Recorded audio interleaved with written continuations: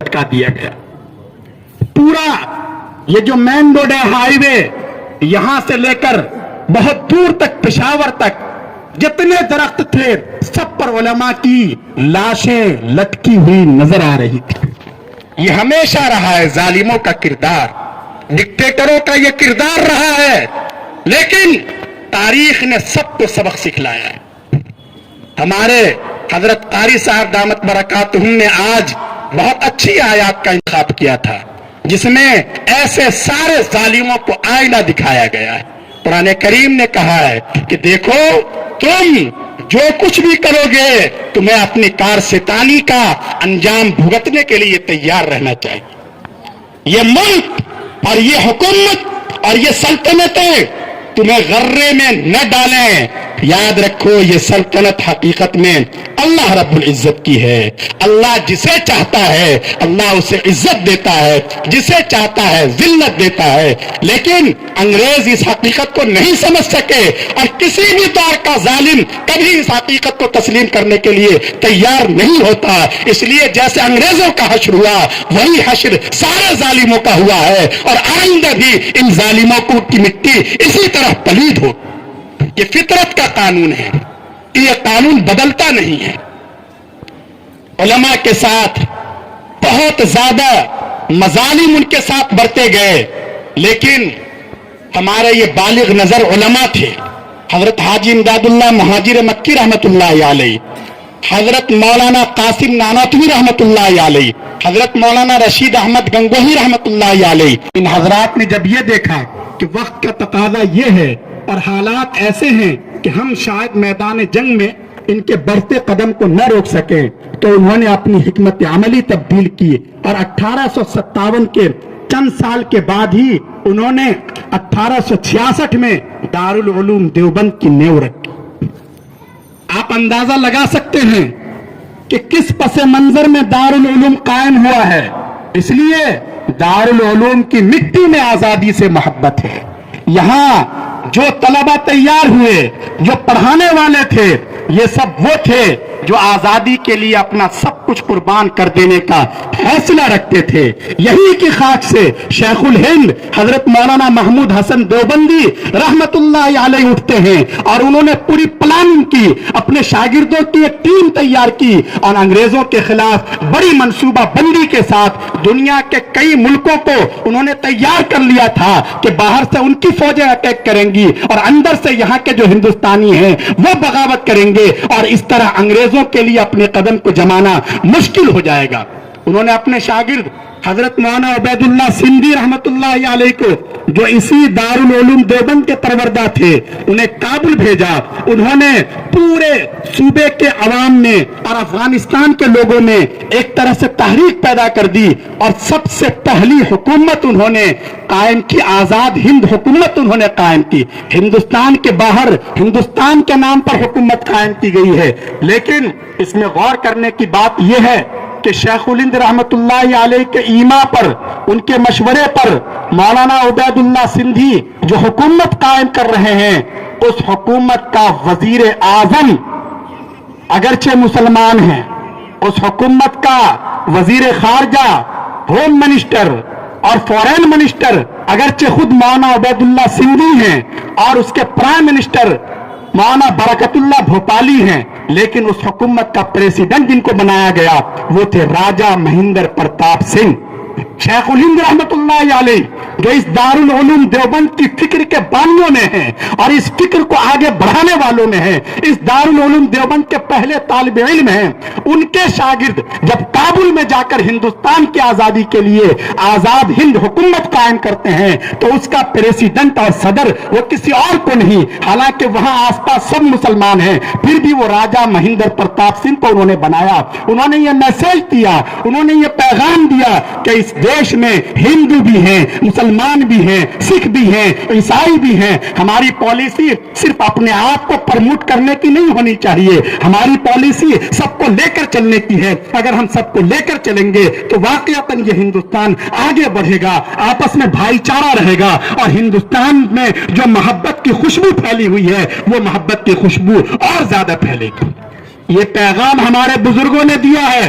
दारुल उलूम देवबंद से पढ़ने वाले शागिर्दों ने दिया है, दारुल उलूम देवबंद के तैयार करदा मुजाहिदीन आजादी ने दिया है, और इस पैगाम को इन बुजुर्गों ने और आगे बढ़ाया। शेखुल हिंद रहमतुल्लाह अलैह की प्लानिंग अगर कामयाब हो गई होती तो शायद इस वक्त हिंदुस्तान का नक्शा कुछ और होता, लेकिन अल्लाह को मंजूर नहीं था और वो गिरफ्तार कर लिए जाते हैं। उनके साथ शेखुल इस्लाम हजरत मौलाना हुसैन अहमद मदनी रहमतुल्लाह अलैह को और उनके शागिर्दों को माल्टा की जेल में भेज दिया जाता है। लेकिन पूरे मुल्क में उनकी रिहाई के लिए एहतजाजी मुजाहरे होते हैं, जिनमें हिंदू भी हैं, मुसलमान भी हैं, और इस तरह आजादी की शमा लोगों के दिलों में जलती रहती है। 3.5 साल के बाद शेखुल हिंद रहमतुल्लाह अलैह माल्टा की कैद से वापस आते हैं। उस वक्त वैसे ही नहीफ और कमजोर जिस्म के थे, अपनी जिंदगी के आखिरी पड़ाव में हैं, लेकिन उस वक्त भी शेखुल हिंद रहमतुल्लाह अलैह का यह पैगाम था कि आजादी की लड़ाई तन्हा मुसलमानों के लिए लड़ना यह बसीरत और हिकमत के बिल्कुल खिलाफ है। हमें सबको साथ लेकर चलना है। जमीयत उलमा हिंद कायम होती है, उनके शागिर्द, उनके परवरदा, उनकी फिक्र से हम आहंगी रखने वाले लोग इस जमात के अव्वलीन कायदीन में होते हैं, और ये जमात आजादी के लिए अपनी जद्दोजहद शुरू करती है उन्हीं खतूत पर जो खतूत शेखुल हिंद रहमतुल्लाह अलैह ने तय किए थे, दारुल उलूम देवबंद के बुजुर्गों ने तय किए थे, और जमीयत उलमा हिंद ने उस वक्त सरफरोशी के जो जज्बात पेश किए हैं, आज के माहौल में आपके लिए उसका अंदाजा लगाना भी मुश्किल। ये वो वक्त था जब हुकूमत के खिलाफ एक लफ्ज बोलना या एक लफ्ज लिखना बहुत बड़ा जुर्म समझा जाता था, लेकिन जमीयत उलमा हिंद ने अपना कन्वेंशन बुलाया और कन्वेंशन में बहुत साफ लफ्जों में मुतालबा कर दिया। यह वो वक्त था जब ऑल इंडिया नेशनल कांग्रेस वजूद में आ चुकी है, उसके बड़े बड़े लीडर मुल्क के कोने कोने में अपने प्रोग्राम कर रहे हैं, लेकिन अंग्रेजों से वो चंद सियासी मुराद के अलावा किसी चीज का मुतालबा नहीं कर रहे हैं। वो अपने हुकूक के लिए और राइट्स के लिए लड़ रहे हैं। ये जमीयत उलमा हिंद पहली जमात है जिसने अपने कन्वेंशन में कहा कि हमें पूरे मुल्क की आजादी चाहिए, हमें चंद रियायतों की भीख बिल्कुल मतलूब नहीं है। ये जमीयत ने जब अपने कन्वेंशन में ये मुतालबा मंजूर किया है, बाद में जाकर कांग्रेस ने रद्द-ओ-कदा के बाद जमीयत के इस मुतालबे की तायीद की। ये सारी चीजें ऑन द रिकॉर्ड मौजूद हैं।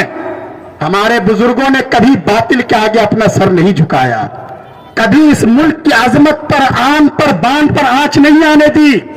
शेखुल इस्लाम हजरत मदनी रहमतुल्लाह अलैह को गिरफ्तार कर लिया जाता है। एक मर्तबा नहीं, वो कई बार गिरफ्तार होते हैं। एक गिरफ्तारी इस सिलसिले में होती है कि उन्होंने अंग्रेजों के खिलाफ फतवा जारी कर दिया था, उस पर दस्तखत कर दिए थे। उन्हें कराची तलब किया जाता है और एक कैदी की हैसियत से कराची के एक हाल में अंग्रेज जज के सामने पेश किया जाता है। अंग्रेज जज बड़े करख्त लहजे में पूछता है, मुलजिम हुसैन अहमद, क्या तुमने ये फतवा दिया है कि मुसलमानों का अंग्रेज फौज में शामिल होना हराम है? हजरत मौलाना हुसैन अहमद मदनी रहमतुल्लाह अलैह निहायत वकार और इत्मीनान के साथ जवाब देते हैं। हालांकि उस वक्त मौलाना मोहम्मद अली जौहर मौजूद हैं। उस हाल में वो हजरत के कदमों में पड़ गए कि हजरत जरा तावील से और हीले से अपने आप को बचाने की कोशिश कीजिए, कौम को और हिंदुस्तान को और इस तहरीक को आपकी सख्त जरूरत है। लेकिन हजरत मदनी इस इस्तिफसार पर बड़े ही इत्मीनान से जवाब देते हैं कि जी, मैंने ये फतवा दिया है और अभी भी मैं ये कहता हूं कि मुसलमानों का अंग्रेजी फौज में शामिल होना हराम और इस्लाम से गद्दारी है। जज परेशान हो जाता है, पहलू बदलकर वो निहायत करख्त लहजे में पूछता है, मुलजिम हुसैन अहमद, क्या आपको मालूम है इसकी सजा क्या है? حضرت مدنی रहमतुल्लाह अलैहि, अल्लाह की करोड़ों रहमतें नाजिल हों हमारे इन बुजुर्गों की तुर्बतों पर, जिन्होंने कभी भी बातिल के सामने सर न झुकाने का हमें दर्श दिया है। उन्होंने बड़े इत्मीनान से अपने बगल में दबा हुआ कपड़ा अंग्रेज की मेज पर रखते हुए कहा कि सजा मालूम थी, इसलिए ये कफन का कपड़ा देवबंद से साथ लाया हूं, ताकि जब मुझे तख्तेदार पर लटकाया जाए तो मुझे अपने कपड़े में दफन किया जाए, अंग्रेज के कपड़े में नहीं। ये हमारे बुजुर्गों की तारीख है।